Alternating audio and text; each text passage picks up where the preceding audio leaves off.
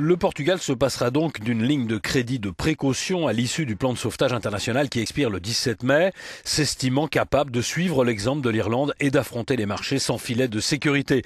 Le gouvernement Coelho a décidé d'emboîter le pas à l'Irlande, devenue en décembre le premier pays de la zone euro à s'affranchir de la tutelle de ses créanciers internationaux sans recourir à une aide supplémentaire. Nous avons des réserves financières pour 1 an qui nous protègent contre des turbulences externes, a déclaré le Premier ministre portugais. Nous avons la confiance des investisseurs et les taux de notre dette sont à des niveaux historiquement bas.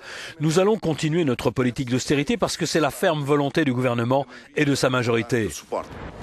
Profitant de la bienveillance des investisseurs, le Portugal a vu ses taux d'emprunt à 10 ans tomber jusqu'à 3,6%. Quant à l'opposition portugaise et son principal parti, le Parti socialiste, elle a simplement souligné les conséquences de cette politique d'austérité pour les citoyens. Dans la même semaine, le gouvernement a annoncé qu'il ne voulait pas d'un nouveau prêt de précaution. Le peuple portugais a appris que la TVA allait augmenter, que les travailleurs allaient payer plus d'impôts, que les baisses des retraites allaient durer et qu'il y aura plus de suppression d'emplois dans le secteur public.